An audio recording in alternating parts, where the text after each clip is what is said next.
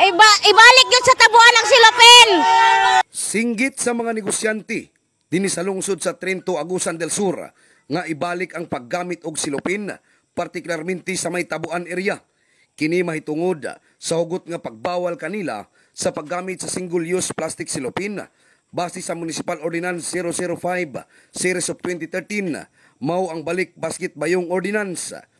Ang ako igasulti, sir, kining ni ang kuan, hasol kaayo o kanang malit mi og isda nga wala may saktong sudlanan, kanang ikubag, hasol kayo magsakay mi og kanang mga tricycle, magtulo-tulo dito sa ilang kuan, ilahang sakyanan.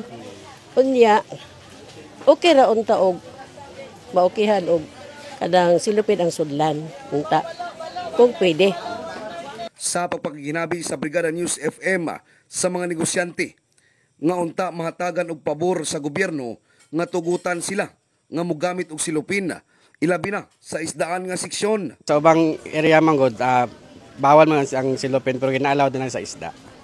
So dapat nga ato po ta dire.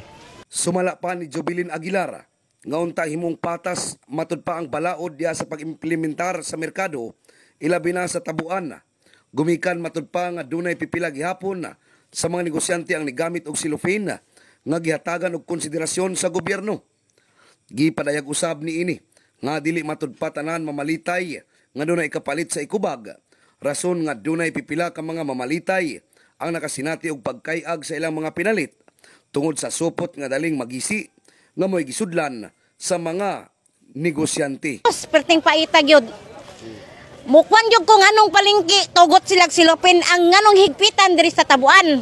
Morag yun ang ako dapat fair ang balaod. Dili nila inong nga sila ra na dito silopin ang hugtan ang tabuan. Dili na maayo Naghugot man sila, parya tanan kay kami nanginahanglan po ni silupin para sa negosyante kabara sa mga kuwan, mga customer. In the heart of changing lives, kini si Brigada Peter Loloy Abulok, Brigada News.